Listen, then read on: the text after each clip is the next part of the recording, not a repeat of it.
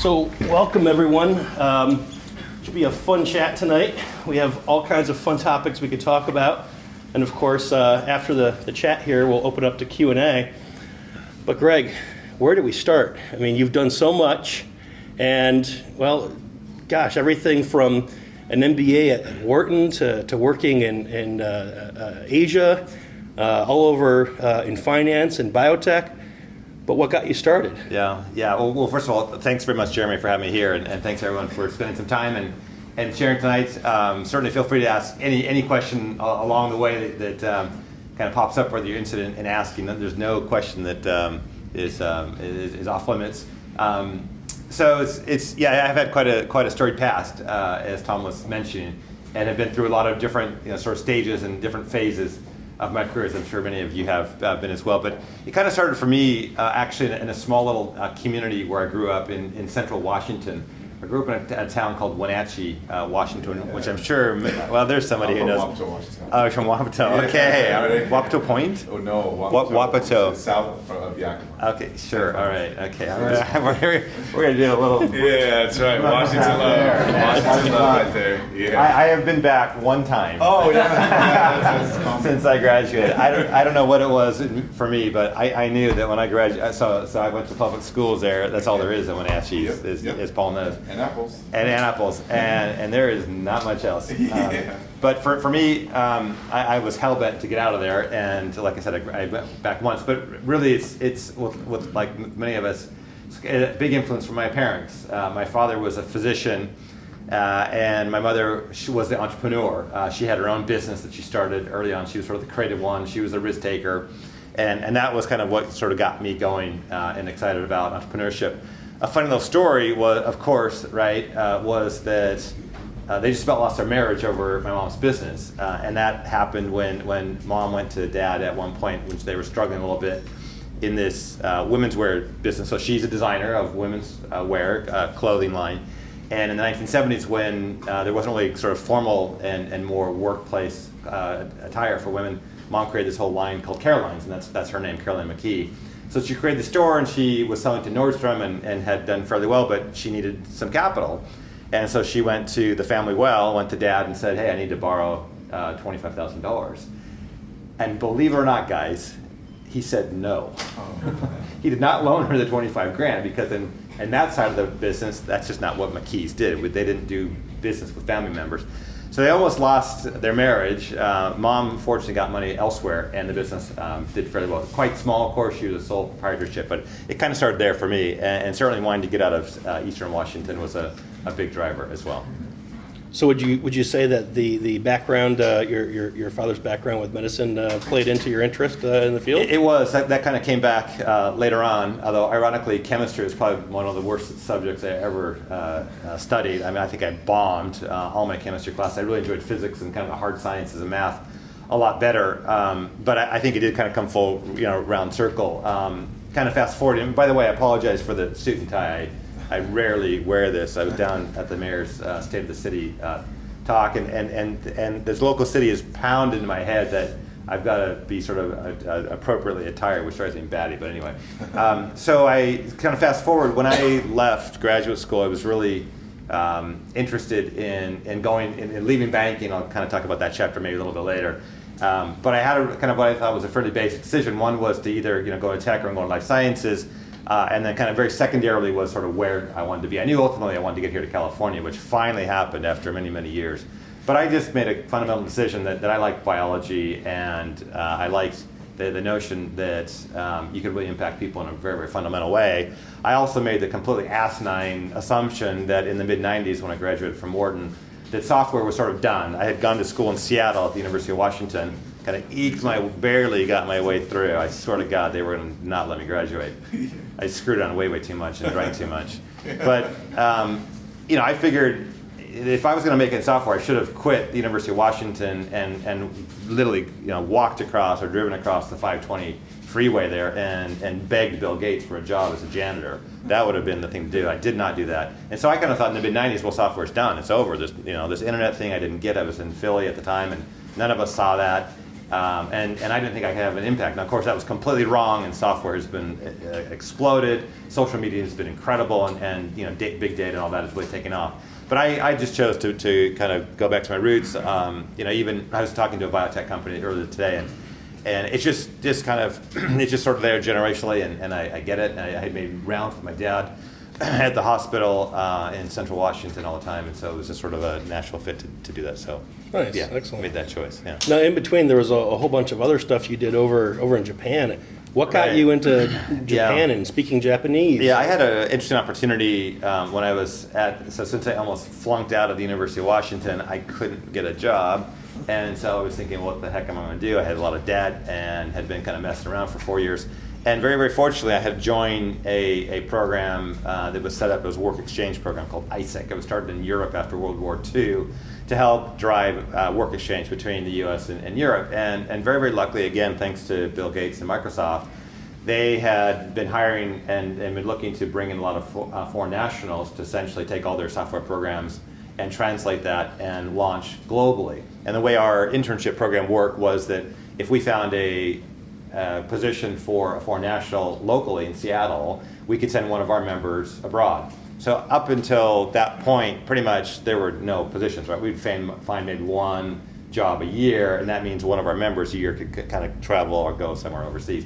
That year when I graduated, Microsoft hired 7 people out of our program, which means our entire chapter basically got to go abroad, which was really unheard of. So I made this, and you had kind of a 2x2 matrix. You could choose an industry, you could choose a geography, and I had no idea what I wanted to work in at that point. I decided to go into banking because I wanted to get kind of an overview of the whole ecosystem. But I didn't know very much where I wanted to go in terms of geography. And to me, it was all about Asia, and I still really believe that. It was all about having a huge part of the world's the global population in a location, fairly concentrated, very much like Europe, that was going to take on a lifestyle, wanted to build a lifestyle like ours. So I put very specifically in my application that I wanted to go to Asia, and more specifically Japan, in large part because at that time when I was graduating from the University of Washington, it was all about Japan, right? They were taking over the world, and they were buying real estate all over LA and the United States and New York, and so I said, I'm going to Tokyo. I want to figure out what the heck they're doing to grow their economy so dramatically. So I put in my application, I want to go to Tokyo and I want to work in banking, and I got matched up with a Japanese trust bank that's now Mizuho Trust, which ended up being quite a beginning to 7 years there in Tokyo. Very nice. So if I remember correctly, your undergrad was in econ, right? That's right. Yeah, that's pretty much. So the way I figured out what I was going to get my degree, and this is another funny story. So as you can kind of tell, it took me a while to get my bearings. So I have been at University of Washington. So public schools all the way through in Central Washington. Not really the sharpest knife in the drawer at that time, and certainly not focused. And get into the University of Washington, kind of bumble around through about 4 or 5 different majors, did some physics, hated chemistry, like I said. And I'm basically thinking, WTF, man, I gotta graduate, what do I do? So I crack open the book on the classes, and I mapped out the shortest path to graduate. and I, with one little added piece, which I had taken a bunch of courses in economics from this professor who kind of became a mentor, and I just loved it, and I excelled in it. I go, okay, I'm going to be an econ major, and I just sort of mapped out the dots between where I was and where do I graduate, and it turns out that was the major that got me there. But I had probably like 5 other majors kind of along the way that I kind of bumbled around in. But that kind of led me to banking, and then kind of seeing the overall economy in Japan, and then I started to get kind of deep in investment management, and then in the derivatives market. Working at this Japanese bank was phenomenal. So I just got a very nice bit of luck that happened, which by the way is sort of like check the box. One of the key ways to be successful is get lucky, and of course you get lucky by just staying at the grind and keep working at it. But I got a nice break by landing a job in the pension fund management department. They call it Nenkin Unyobu in Japanese. And that turned out to be, the core of the bank. I had no idea at the time. A good buddy of mine, or now one of my best friends, Dan Stako, was also paired up to work at that bank at the same time. And he and I landed in Japan in October of '86 in this bank, and he ended up in the international something department, and I ended up in this Nanking and Yoba group, and I thought, man, I want Dan's job. Fortunately, and what I didn't realize was that I was in the core. They were one of 8 trust banks and managed gobs and gobs of assets for Japanese pension funds across the country, which wasn't sort of interesting in and of itself, but what it did is it gave me access to a role where I could see all sorts of parts of the economy, and essentially as an analyst first and then as an investment manager, where they very sillily gave me $500 million to manage.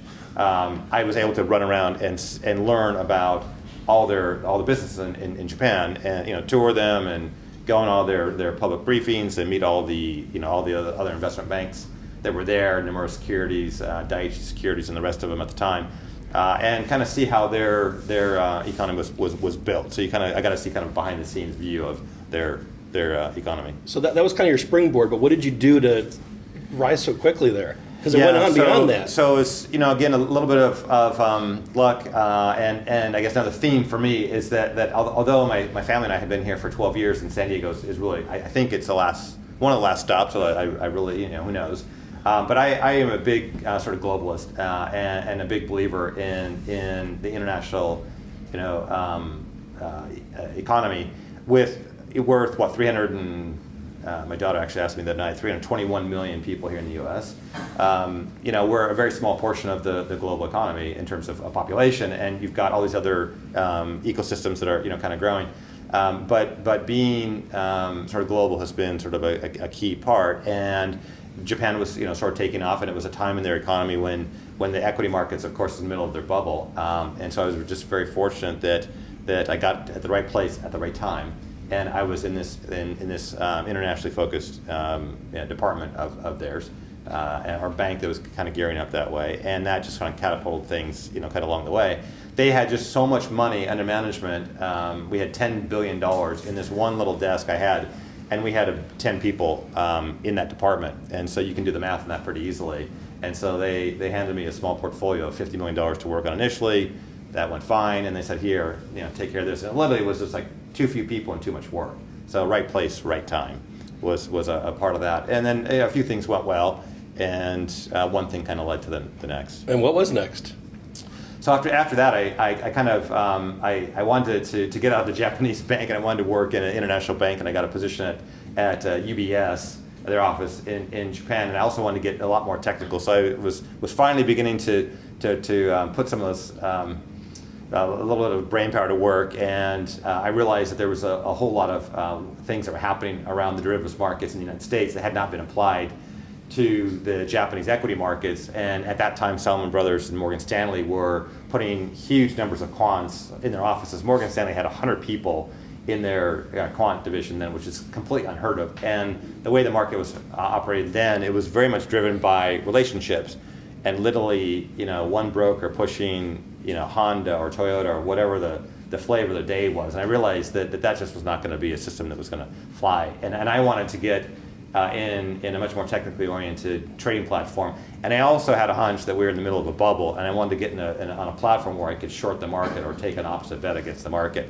And that's exactly what we did in our own portfolio, and also what our clients did. So we facilitated trading around the Japanese equity warrant market, and all of our business then was essentially shorting the cash markets that just completely cratered in the late 90s and early or late 89 and or through 91 sort of started then, and it was unbelievable. I mean, it was just, the volatility was massive. There was huge spreads. We made gobs of money for about 2 years after that, and then once the volatility all dried up, that kind of went away a bit. But we were I just knew the technology, and that know-how was going to drive the opportunity for huge profits, and it did, and it worked out really well. So that was nice. Kind of the next step. When the market kind of then exploded, it was great for a while, but then the trading volumes just diminished to almost nothing. So there really wasn't a whole lot of trading to be done at that point. They hacked half the office, and I realized it was going to be time to go pretty soon. And I had another really interesting stroke of luck that I met an individual who had worked for Nakayama Taro, the former Minister of Foreign Affairs. And he had just stepped down as the foreign minister of the country, and he was looking for a foreign national to help him with his international portfolio. And again, I was sort of right place, right time. And we had this great connection, right, which has now become another sort of little theme that certainly, I mean, it is absolutely about what you know, but it's also about who you know. That I think it's really kind of both those things in combination. And I had a great 1 degree of separation between the foreign minister and me through a guy by the name of Tim Langley, who was the first Westerner ever to work for a member of the Diet in Japan in the history of that country. And so as it turns out, of course, though it wasn't quite so easy, a lot of trials and tribulations. So I went in for this interview. I was super excited to potentially meet this guy and work with him. And I completely bombed. I mean, I completely messed up the interview. I wasn't dressed appropriately. My Japanese was not quite right. The whole interview was in Japanese. It was all about foreign policy, which I knew nothing about because I'd been on the trading floor and working in the financial markets for the 5 years prior to that. And so I kind of walked out of the interview thinking, wow, I completely blew that. I was 15 seconds of fame with this guy. And I went back home and to my little shack in central Tokyo where I was hanging out at the time, and sort of thought about it. And this is something that's kind of come back to help me quite a bit, as I just, for whatever reason, something deep inside me said, I want another crack at this. I think I can do this job. I think I can really help this guy with his international portfolio. So I called up a friend. I called up Tim and I said, Tim, I got this completely crazy ass idea, which was completely breaking all protocol, which is, I think, partly also what I've sort of done is I'm a bit of a hack. That I do not like rules. I mean, if there's a rule, like, I break it. I break it on purpose. Never tell me what to do, and never tell me I can't do something, because each one of those things just drives something deep in me. So I thought I basically blew this opportunity, and I said, I'm in this very, very formal culture where you dress like this all day long. You do not go anywhere unannounced. You do not walk into somebody's office without an appointment. You usually get a recommendation. You just wouldn't do that kind of stuff. And I go to Tim and say, Tim, I'm thinking I'm going to walk in tomorrow and see Nakayama again. What do you think? And he goes, you're out of your mind. He's not going to be there. You better get an appointment, blah, blah, blah. So I hung up the phone and I had a beer and went to sleep. I woke up the next morning and I said, damn it, I'm going to get that job. And I put on my suit and tie and I took the train down to his private office and I knocked on the door. And I had, of course, on the ride down, I spent a lot of time thinking about my pitch, right? What was my 4-point pitch? Why was I the guy to hire?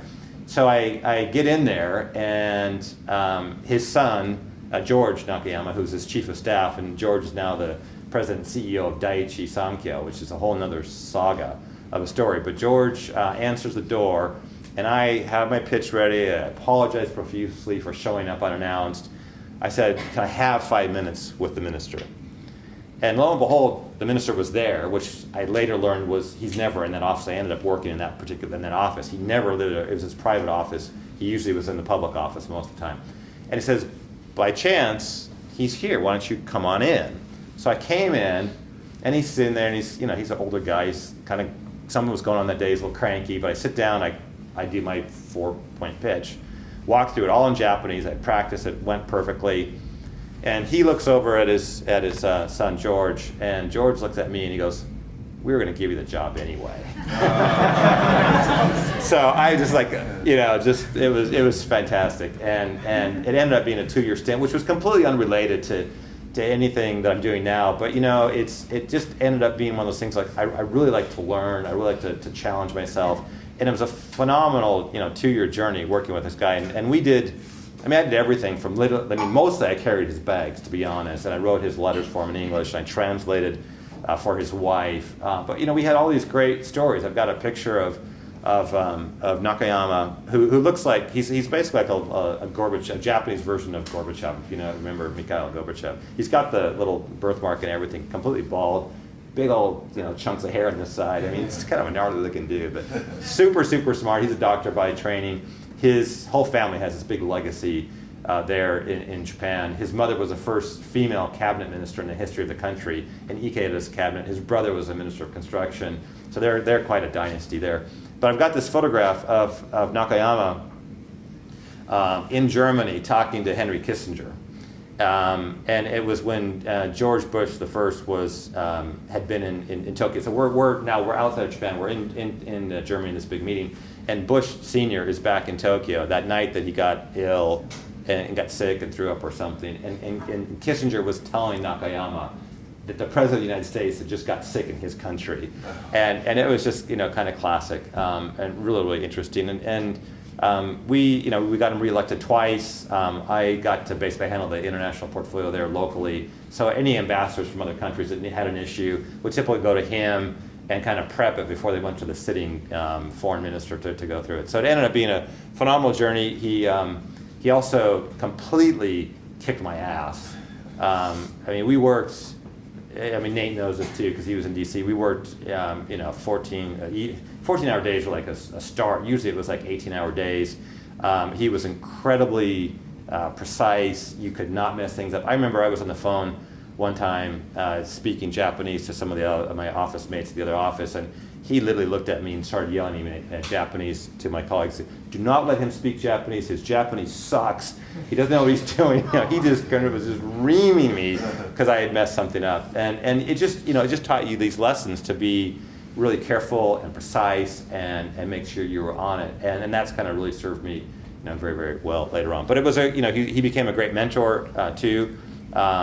We had a lot of great, fun times along the way. I saw him a couple years ago. We had lunch at the Okura Hotel, which was a little bit painful because we're talking foreign politics in Japanese. My Japanese is a little bit rusty right now, but I learned a lot about the culture. I learned a lot about values, and I learned a lot about the similarities between different places. And I think also for me, having the opportunity to live and work in a country where I was illiterate initially, probably still am. I was absolutely a minority. It kind of just gives you a different perspective. I wasn't, you're a second-class citizen to some degree. And it gave me a little bit of learnings and teaching around how to deal with different cultures, and I like that. And that served me pretty well now in kind of navigating what I've been doing recently as well. But great experience working with him. That's a pretty good background and foundation. And two things I'm really seeing a lot of so far, I think you guys probably are too, are passion and persistence.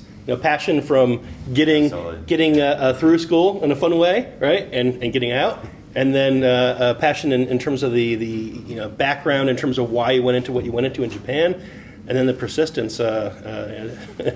Funny little story there, but how did you go from that to becoming successful in business, which ultimately got you to where you are and what you're doing now with Connect? So in between, you were involved in a few businesses, earned a few master's degrees. Right. What was the overarching theme there? So I knew that I had to get serious sort of about my education. Well, one, I had to get back to the States. I've been in Japan for 7 years, and I had to get back to the States because there's a huge glass ceiling, and most of my colleagues had kind of gone either two ways. Either they were expats, and some of them are still there. Like my buddy Dan is still in Tokyo now. Another, a lot of expats I worked with at the time. They're locals, right? I mean, they've been there for 25, 30 years. They've got families, they've got kids and all that. And I knew that wasn't quite for me, and that was sort of one path, but it wasn't the right one for me. I knew I needed to get back to and there's also the other issue that you're not gonna become a CEO of a Japanese company. And I wanted to get to the top somehow, some way. I certainly didn't want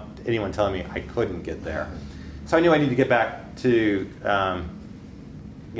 homeland, get back here to the U.S. And I knew for me I had to get serious about education since I had completely messed up my undergraduate studies pretty much.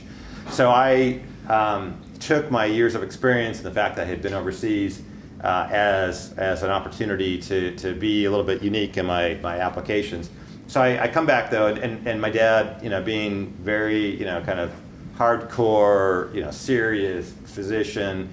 Dad and I did the classic thing that we do, which is we went for a run. You fly in from overseas, and of course you sleep like 12 hours because you're dead tired. We got up the next morning, we go for a run, and my dad just like completely deadpan says, "All right, son, this is after 7 years in Japan. Okay, so I'm 29 years old." He goes, "You're gonna get a job, you're gonna buy a house, and you're gonna get married." I'm running. I'm going, "What?" I'm not going to get married. Wasn't even dating at that time. I'm not going to get a job and buy a house. Are you kidding me? I had no interest in buying a home. I looked at him and I said, "Dad, I'm going to graduate school. That's what I'm doing." So I applied only to 10 schools. Of course, he chastised the hell out of me because I only applied to like top schools, which is a little bit of a risky gamble given my academic background. But I decided I was going to go for it, right? So I mean, I'm also, I don't know if I'm a risk taker, but I don't mind swinging for the fences and missing. And I swing for the fences often and I miss often. But I'd rather be swinging than not. So I swung for the fences and I applied to 10 schools. And one key thing, so I took my experience from Japan, but I also spent a lot of time working through an explanation of how I fucked up my undergraduate degree and why if they looked at my GPA my way and removed that first semester that I joined my fraternity, then my GPA actually wasn't so bad. So I did this big analysis of why they shouldn't count my first semester, my freshman year. Not a single school, except for one, bought the argument. I got rejected by every school except for Wharton. And, I mean, it only takes one. And I figured it's good enough. I got into Penn. I did a dual degree there, and I just kept on driving. Of course, when I got there, the other thing that was really funny is that now one of my best friends, so I won't name by name, he was complete Ivy Leaguer, right? So this guy is blue blood Bostonian, private schools, prep schools all the way through, Harvard undergrad, worked for Jim Wolfenson before Jim became the head of the World Bank, opened up a bank in Russia, speaks fluent Russian. He's about this big, and I stand up and this guy comes up to me and he's looking at me. How the hell did you get here? He's looking at me. He's giving me that look, right? I'm looking at him like, what do you mean? Like, I got here like everyone else did, man. I worked my ass off. So I ended up having a great time, and that became a way for me to finally actually ease my head a little bit and kind of study. So I got really serious about studying, but it also got me in a platform in a group of people that I thought really pushing me, and I also like that a lot as well. I discovered that I want to be around very, very talented, highly driven people. And when I got to Wharton, I realized like, wow, okay, I'm here with a group of really interesting people, and it was super intimidating after being at Wenatchee, and it was hard as hell. But I figured I'd much rather be in that kind of situation than being sort of like the top of my class. I'd rather be with a bunch of people where I'm sort of towards the bottom looking up than being sort of the guy. And that served really well. But when I got out, then I realized that I didn't want to be a banker anymore, that I didn't want to look at the ecosystem from the perspective of just financial markets. And I knew that there was a lot more behind the scenes. And so something that's really kind of resonated now, struck me that I recall when I left the trading floor at UBS and then a few months later ended up working, actually 3 weeks later, was in the office of the foreign minister. I remember thinking to myself, there's a lot more of these companies than just their price on a green screen and their financial data. And I remember saying to myself, it's when you get great people with fantastic technology and you wrap that with a little bit of capital, really, really cool things happen. And that theme, that topic of people, capital, and technology was sort of my core when I got to Connect. And you can read about it on our website. But for me, that's, of course, it's obvious. Like, of course, McKee, what are you talking about? Of course it's about great technology and talent and money. But I saw that back then, and I knew that I wanted to frankly roll my sleeves and get my hands a little bit more dirty and get behind the scenes. And I didn't know it was called a startup at that time, but I knew I wanted to get an early stage company that had some opportunity. And so when I left Wharton, my only decision was I going to go in tech or high tech, or tech or life sciences. And I had opportunities, of course, to go back to Japan and work in banking. And I had opportunities to work for Pratt & Whitney, the company I had worked for in my summer internship, which was great technology and really cool, but this gigantic old school, conglomerate essentially. And I had an opportunity to work for HP in Palo Alto and this company, Genzyme, up in Boston. And I was dying to go to Silicon Valley. I really wanted to get back to the West Coast after being on the East Coast for a while. But I felt that, as I was saying earlier, that the future was all going to be about life sciences. And with my dad's on my shoulder and his life, that kind of background of watching him as a physician, kind of leaned me towards life sciences. So I joined this company. I remember doing all this due diligence on that company, and I talked to my dad. I talked to a bunch of other physicians. I said, well, do you know these drugs they're working on? Are they any good? This company, can this company really survive? They're 5,000 people. They had over $1 billion in sales, and here I was as an MBA, analyzing if they're going to survive. I mean, like today, the companies I'm looking at are like, one or two people with no capital, barely a patent. I mean, I look back and I just laugh, being concerned that Genzyme was going to survive. But I didn't know the company. But that ended up being a fantastic ride there in so many different levels. I learned so much about what it takes to be successful. And again, I had a bunch of great mentors. So I got a nice break and got an opportunity to work with one of the senior managers in that company. We basically did this trade, which I also kind of learned was important, that I knew nothing about life sciences, and they knew nothing about Asia. I got in the company, I realized there was 3 people in the company that knew anything about Asia, and I knew that they were going to be very explosive globally and launch their products abroad, and I knew that I could help them do it in Japan and in Asia. So Dave Fleming, who was the head of their genomics their genetics department and also their diagnostics group, he and I basically had this trade that we did, this unspoken trade that Dave was going to teach me all about life sciences, and I was going to help him with Asia and teach him all about Japan. And he had a very big challenge with a number of distributors he had in Tokyo that he just couldn't navigate culturally.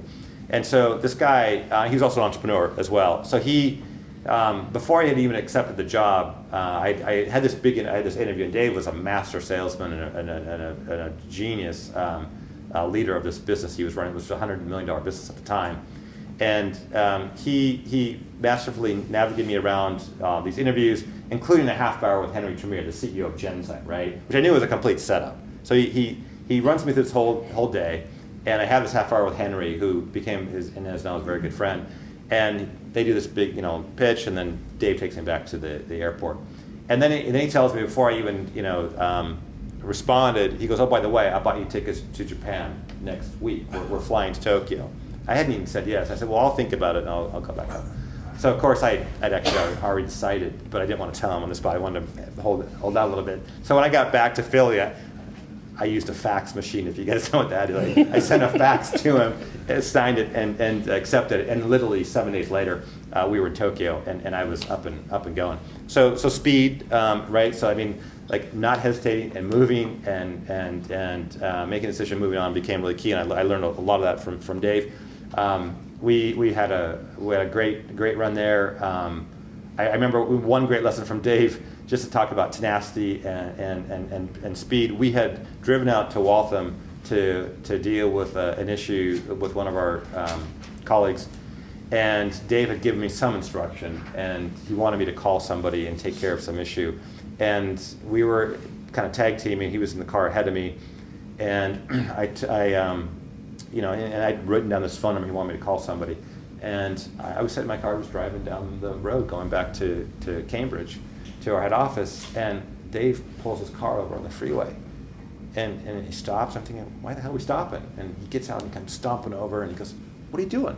Why don't you make the call now, like right now?" So we get back in the car, and holy shit, I pull out my cell phone. It was a flip phone, and I call this dude. He's like, "Don't waste any time. Like, you're in your car, you have nothing else to do. Call that dude and take care of this issue, right?" And I'll never forget that. It was so impressive that I was just on this little bit slower pace that everything was going to be okay. And Dave was like on it, and like, take care of it now. And that has definitely sunk in. And then I got into the therapeutics division, and they learned the guy who heads up the international division, Sandy Smith, discovered I spoke Japanese and said, "You're going to come work for me." It was just a great start. And I think that one of the other things I really learned from that was that I built phenomenal mentors along the way. So Dave Fleming became a great mentor. Henry Tremere, the CEO of Genzyme, became a fantastic mentor. Sandy Smith became a fantastic mentor. And these are people that I still see and meet with from time to time. Not all the time, but they've become lifelong mentors for me, and really kind of critical along the way. So I highly recommend. I mean, try to pick up some mentors. You're not going to always choose your mentors, by the way. They kind of choose you from time to time, and they also might not. And then they all don't necessarily sit down and sort of teach you a lesson. I learned a lot. My mentors, some of them are just people that allow me to observe them.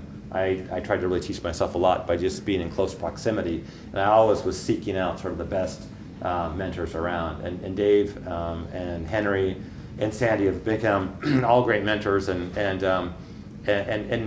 that's been a really really super key. But I also I found that there's other things. There's more things I want to do. So that became a nice platform, but that was not sort of the end. So I know that a lot of people are interested about Connect and what's going on there and some other stuff, especially because a lot of people here have startups or interested in startups or inventors or are mentors or advisors or investors.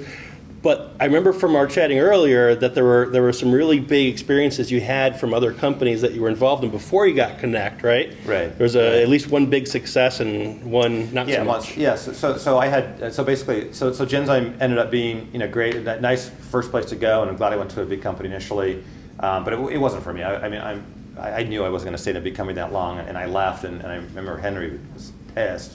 He dragged me in for this interview right before I went. I told Sandy I was going to leave. We had been in Indonesia on a trip. We had all our international people together, and I had hosted basically our annual meeting in Singapore and in Bali. And we finished up this fantastic 3-day meeting, and we're walking on the beach, and I go to Sandy. I goes, I'm quitting Genzyme. I'm going to California. And he hauled me into Henry's office a couple weeks later, and Henry kicked my ass and said, "You are not leaving." I said, "Yes, I am." And I left. And that also one lesson I had was, when you get great stock options, do not sell them, and don't let anybody convince you to sell them. I held into those options for, I think, about 12 years before I finally sold. I never sold until Sanofi bought Genzyme years later, and that became a phenomenal financial win for my wife and I, very, very fortunately. But then I wanted to do more. Like many of you, I wanted to get into smaller companies. I really wanted to be sort of the guy, and I wanted to be at the table of the key decision makers. So I also wanted to get back here to California, or I wanted to get to California. I'm not from California, but I wanted to get here. So when I quit and left Singapore and left Genzyme, I joined it wasn't really a startup, but it was an early stage company, relatively in the drug development space, called Valentis, a gene therapy company, working a very, very novel platform to cure cardiovascular disease, among other things.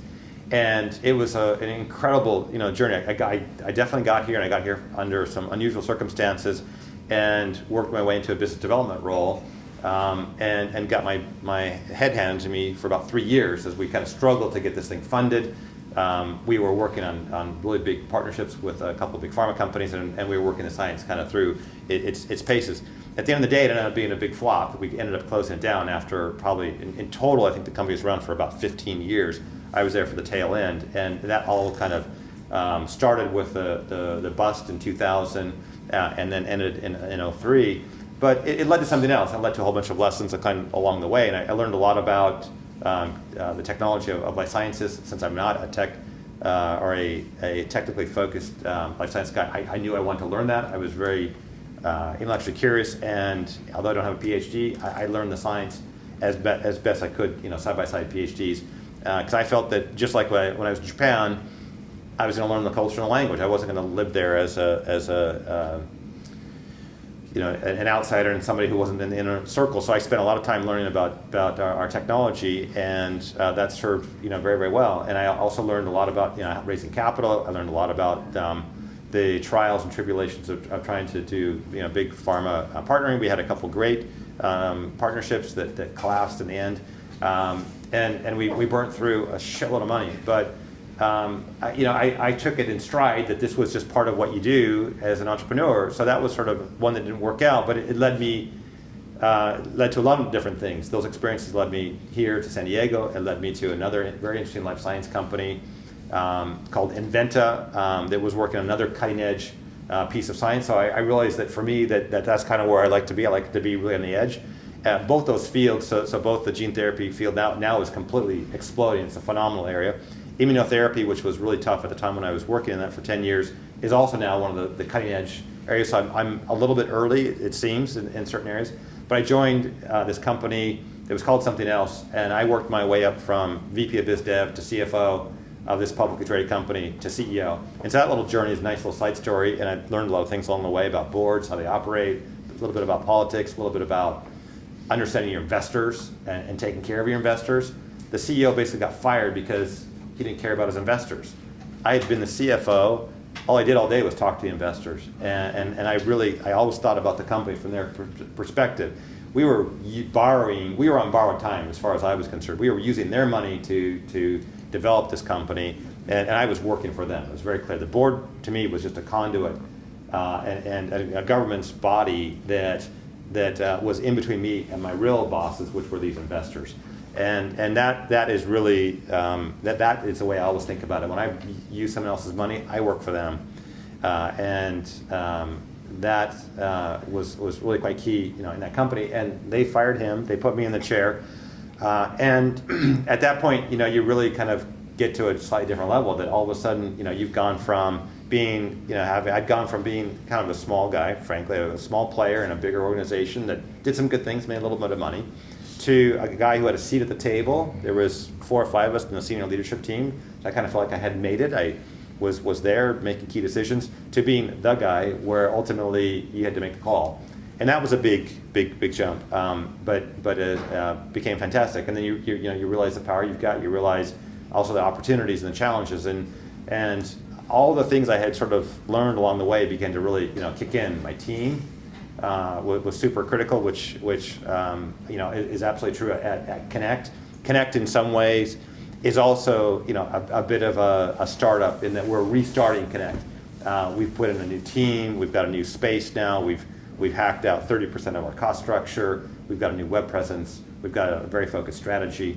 So all those things I kind of learned along the way as we were retooling Inventa. We took Inventa over almost a 10-year saga from a company with 3 locations working on one drug to a company that was a merged entity that had a much broader shareholder base, that had a single compound that we were focused on, and a manufacturing business, and with a revamped name, a brand new team, and the rest. I've sort of done the same thing now at Connect. So those lessons kind of really played through well. But I always tried to be very authentic to my investors, authentic to my team, and authentic to myself. I operate based on how I think, what I think the right things are to do. And sometimes that's really, really hard to do the right thing. It's a lot easier sometimes to compromise.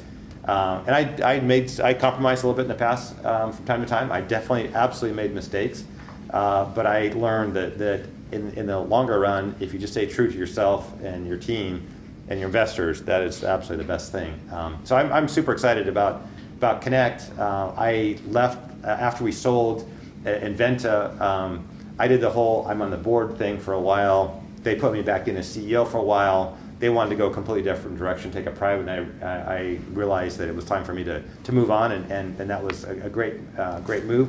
And it's also really nice to be or get to a place, and you are either all there, or you all will get to a place where you make decisions based on what you want to do, not what is financially necessarily the best thing for you. And that's a great place to get to, and I highly encourage you to get to that sooner rather than later, even if you don't necessarily have what you think are the financial tools and resources that you want at the moment. Leaving that company was probably one of the best things I did, and I frankly had no idea what I was going to do afterwards, but it led to Connect. And I knew that one of the things I wanted to do after being in life sciences for 18 years was kind of put up my periscope and look around other industries. And I also realized that there's this massive convergence happening now with a wide variety of other technologies, and there's certainly a lot of verticals now, but they're colliding in really intriguing ways. And I wanted to be able to see that, and Connect has given a great platform to make that happen. Greg, you took the question literally out of my mouth, because all along I'm thinking Connect was started 30 years ago or so out of UCSD, right? Yeah, right? That's right. And then it became a separate nonprofit, right? Mm-hmm. And then it's moved. And so all along these things were happening at Connect, and my question was going to be, what led you to Connect? Right. But what kinds of things are going on at Connect now? Right. So for me, Connect got started out with Bill Otterson, years back, as we've all kind of now read, and with this idea that it was going to help commercialize early stage technology out of UC San Diego, and to me, a business always is all about its roots. You got to make sure that you're grounded in what you do best, and Connect grew to this fairly large organization. It had a community role. It got involved in helping support other organizations, but frankly, the mission kind of grew very, very broad, and I thought it kind of grew beyond what I thought where our knitting was, where I thought we should focus. So I spent about like I do in most positions, I spent about 6 months just listening, touring and listening. I met about 2,500 people, I figure, the first 6 to 8 months or so in our community, from our board members to internal staff to member companies to their startups to the EIRs. And I just listened. I just kind of observed and took it all in. kind of just taking a catalog of what I thought, where we ought to go. But I knew from the get-go that it was all about Springboard. It was all about serving the early stage entrepreneurs. And I got back to this theme of it's about people, capital, and technology as a subject matter, that we were going to help entrepreneurs find each other and build good teams. We were absolutely going to help them find capital. And I also feel strongly that Connect needs to be close to where the next coolest, best pieces of technology are. And that's kind of a second order issue for us right now, over finding money and mentoring, but I got us back to our knitting. So I took all the chips in the box, I dumped the box upside down and said, okay, what do we got? And the gem to me was Springboard. And so we've dove right into Springboard, and we've spent a bunch of time now retooling that, looking at the program itself and the curriculum, looking at the time frame, looking at the sort of criteria to get in, looking at the deliverables when you exit, and thinking about the outcomes, to looking at the entrepreneurs and residents that we have and the mentors, and I've knocked some heads along the way, and I took some grief for that, but I felt like it was the right thing to do. So we've gotten back to our core.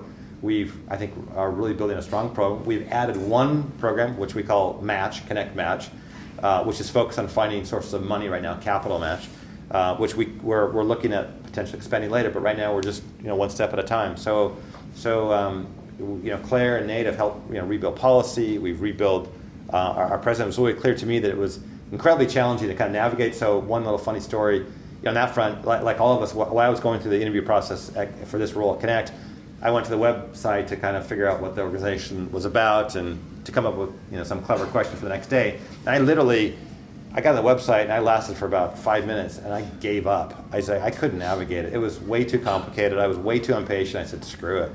And then I checked the box and thought, okay, well, if I do get this job, we're building a new website because that thing sucks. And sure enough, Claire and her team built a fantastic website that you can see now at connect.org. And we also, another principle was, to me, it was all about the entrepreneurs in the system. It's not about Connect. Before Connect is always sort of promoting itself and how great it is. To me, Connect, we're just a platform for all you guys to work off of, and we're secondary to your efforts. To me, it's about that, and it's about the outcome. So on our homepage, it's all about the entrepreneurs. Christian Bramer's up there from Benefund. I heard he spoke here before. Erwin Jacobs, who I just talked to this morning for great dialogue with him, is there, and Andy Viterbi, and the other great stories that are here are there. To me, it's all about you guys. It's about the entrepreneurs in the community. And so we turned the website inside out. I've gotten a lot of grief from kind of our more legacy members who are saying, well, gee, where do I learn about Connect? And we'll see that little thing over there. It's called the hamburger menu. Click on that, and you can learn about our events and all that kind of stuff. It's hilarious. People fundamentally don't love change. I love change. I got to jump in here. Yeah. If they wanted you to, would you fax them the information? Fax them? Yeah. I don't have a fax machine anymore. Okay. So hamburger button's kind of natural progression. Yeah. Exactly. I had this big debate with this undisclosed individual who's the head of IR of a biotech company, who basically kind of chastised me for a hamburger menu, and not understanding what it was or how it worked, all that. I said, trust me, you'll figure it out, or not. But anyway, but that's it's you got to keep moving. You got to keep pushing and keep driving. And I think that frankly becomes more of a challenge later on, because it's very easy to say, well, gee, 5 years ago or 10 years ago, I did it like this, and it worked out pretty okay for me. Why do I need to change?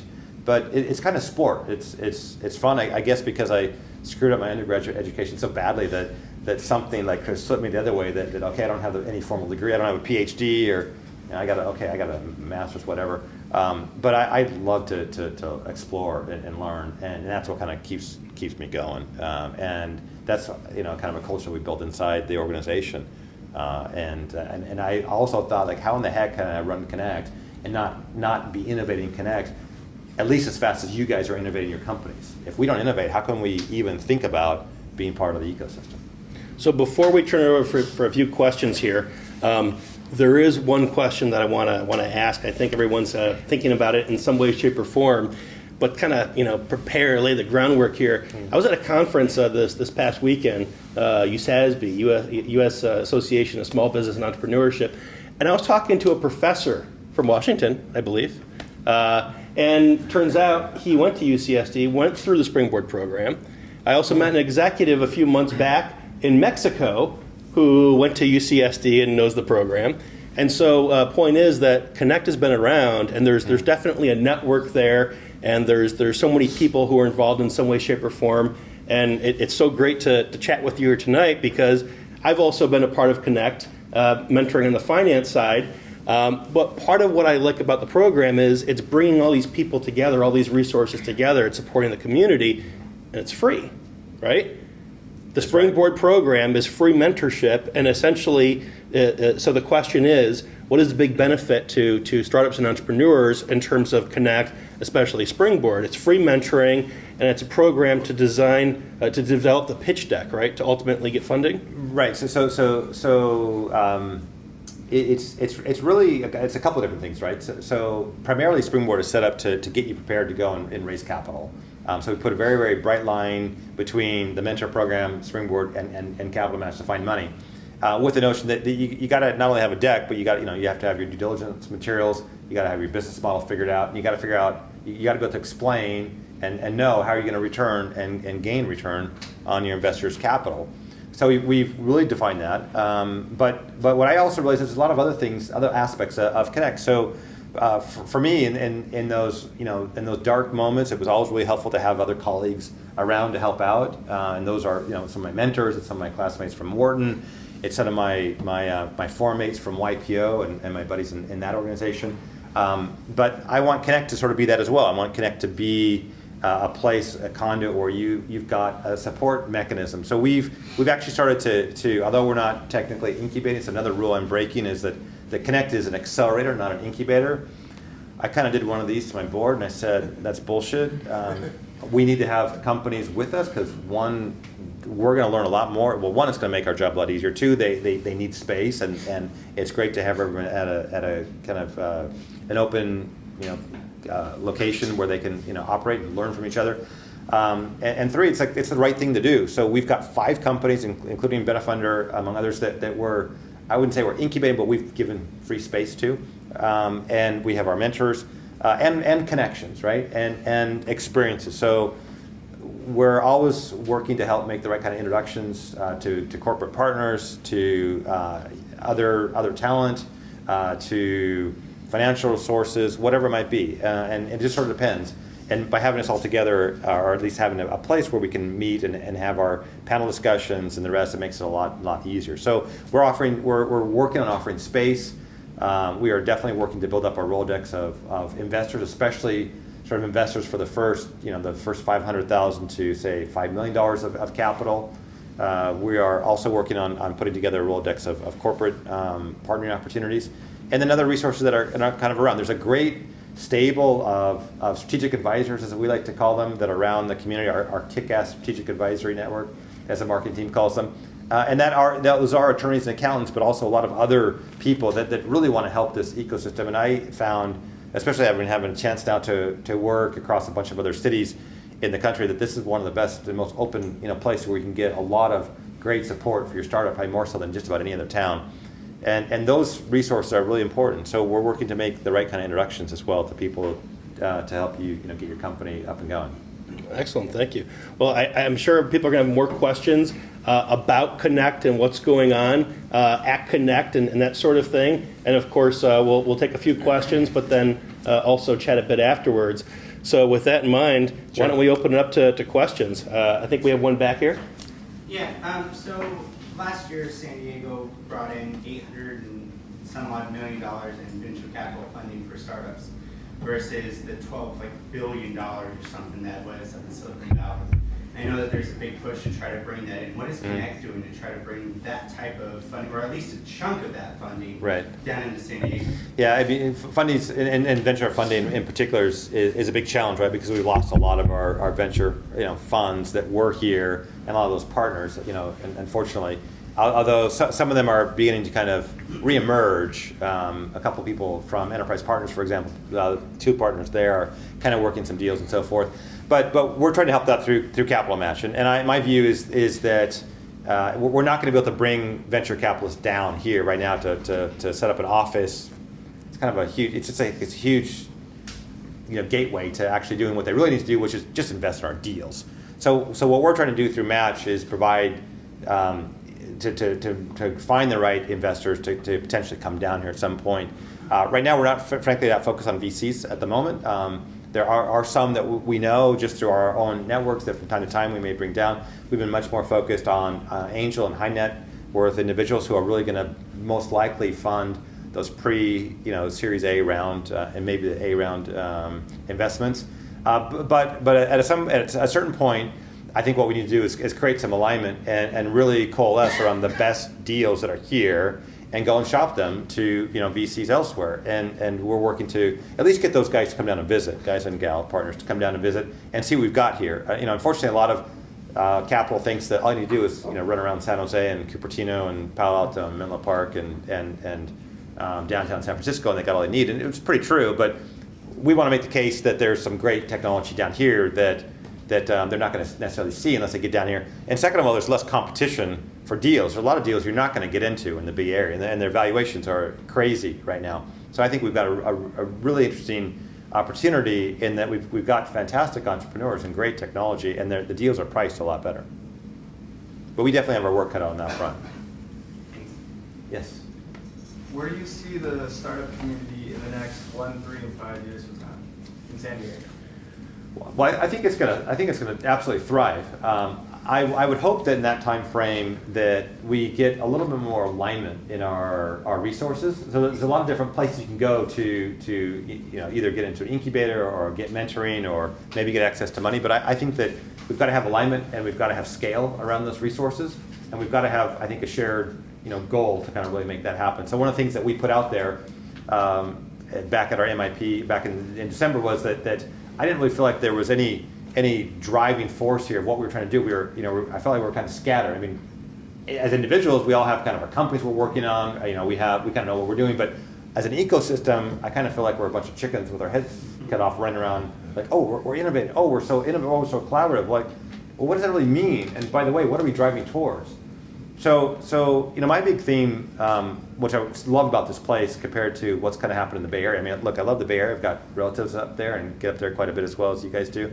But I've noticed a huge shift in Silicon Valley from when I first went there in the mid-90s to when I moved there in 2000, which was they shifted gears from I want to change the world with my cool technology to I want to make $1 billion. Right? I mean, there's a massive cultural shift that happened. And there's this classic billboard now. I've got to get a picture of this that Silicon Valley Bank has that says basically from your first dollar to your first $1 billion, we can serve you.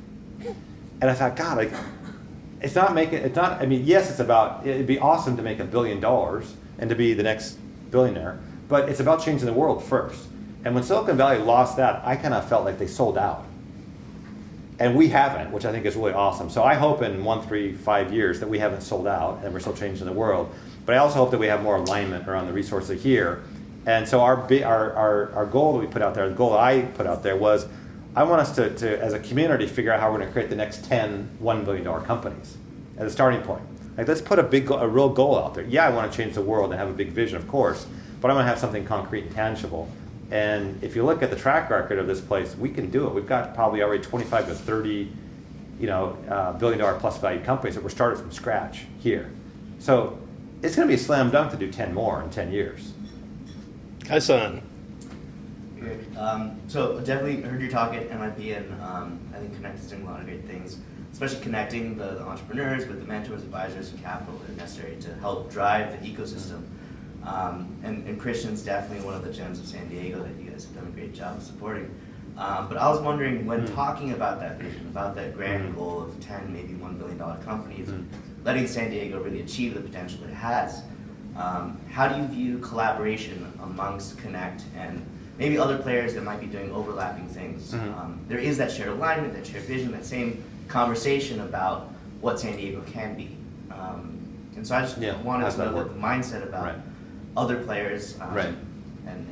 I'm totally open to work with everyone. Look, I mean, there's not a shortage of things to do, right? I mean, there can never be too much money. There can never be enough smart people. There can never be enough great ideas to commercialize. And there's already phenomenal amounts of technology to commercialize. So the support, us and this side of the equation, the support services, all I'm saying is we just need to be aligned, and we shouldn't be overlapped. We shouldn't be duplicative. It's just, you can't create we need to create scale, and we shouldn't be duplicative because that just draws from that, right? And I think the way that we really get on the global stage and make our mark, not that we're competing, but in Silicon Valley, I don't really think about it. They just sort of do it organically, but they're a global phenomenon because they've spent a lot of time working towards a kind of singular goal, and they don't really waste a whole lot of time doing something great that someone else is already doing great. So I hope that what we can do in a really concrete way is figure out who's doing what really well and let them take a lead on that and do that, and let other people do what they do really well. Because you do need a whole chain of resources to take a company from scratch to $1 billion plus. Doesn't happen overnight. It doesn't happen with any one single resource. It takes a wide variety of resources to make that happen, and you're not going to be good along the whole chain. Just like as a CEO, as a founder, you're probably not going to be running that $1 billion company. You're going to have to replace yourself. And as I found out, kind of my skill set as CEO is not really at the beginning, and not really at the complete. I'm really good at the turnaround in the middle and the real hard part. But there's other people that can do the startup part much, much better than I can. And there's guys that can run multi-billion-dollar companies a lot better than I can because they like structure and teams and thousands of employees, and I hate that shit. So. Yes. You mentioned that there's a lot of really interesting technologies coming together right now at some point in your talk. I'm really interested to hear what some of those things are from your point of view. I think the big thing that I see right now is that there's a mad scurry to collect data. So there's all sorts of hardware and algorithms to collect micro bits of data and create this gigantic haystack of information. And so that's what I mean by that. And it's happening a lot. So genomics is a great example, of course, right? Where Illumina and a couple other, and Thermo mostly are creating these phenomenal machines to do full sequence, whole genome sequencing. And then there's now huge server farms that have been getting created to basically store all that stuff. And then people begin to think about what do you do? But right now what I see is this big push to collect information about stuff that we never collected before, right? I mean, you look at that on Instagram, you look at on all the news feeds that we look at, as well on Twitter and on other social media sites. And that's just like quantities of data we've never seen before. We never tracked stuff like that before. So I think that we're in that phase. And I think the next phase is that we're going to begin to take all that data, and there's going to be a really big push to analyze what that actually means, and then ultimately drive decision making around what those data sets actually imply. And what I'm really excited about is I think that we're going to look at some situation now in a completely different way because someone along the way has compiled a huge stack of data that we never looked at before because we've got the software and we've got the hardware to collect it in a way we never could collect before. So I think we have new insights into how a lot of things function that we never had before. So I think that's where you're seeing kind of the collisions. And there's a lot of sharing, and as well where I see people with certain skills, like one of the companies that we're helping right now called Curemetrics, is all in the life sciences, but the guy who runs is a complete data guy, right? He's a software data head who's working now applying an algorithm that NASA used to analyze photography to the mammogram space. We've got time for one more question. Sure. Yeah, in the back. Hi, Mr. McKee. Thanks for coming in today. Happy to be here. Yeah, thanks for being here. Hopin, we're a long-distance rideshare app. Awesome. My question for you is, when you look for startups, what is that one attribute? I kind of know what you're going to say from your story. Yeah. What is that one attribute that you look for, and how do you measure it? That's my question. Yeah. So the first part's really easy. It's all about the people, the team, right? That's the number one thing. Ironically, though, that's not the number one marker of success or indicator of success. A little bit, unfortunately, back to my thing earlier about persistence. It's timing. Timing's the number one thing you got to get right to be successful. Sadly, before people, but people help you get the timing right. At least that's why on one data set. But it's absolutely that. But your second part of the question is the hard part. How do you measure that? That's a gut feel thing, really. Over time, there's no algorithm to say, okay, there's a winner. Because I don't think anyone's really kind of figured that out. It's a gut check type of thing. But I tell you, there's elements, and elements at least that I see is that they're super persistent. They are, of course, they're smart. Right? We're all smart to some degree or not, But there's an attitude, right? There's this relentless attitude of exploring and learning and overcoming challenge, because you are going to have challenges. It's been said that it's really easy to get started. We're all great at starting things. What we're not so great at is finishing things, and that's where the work comes in. It's easy to be a one-night wonder. It's hard to be there in the long haul and really take your idea to the finish. Thank you, Greg. Thank you, everyone. Great, thank you.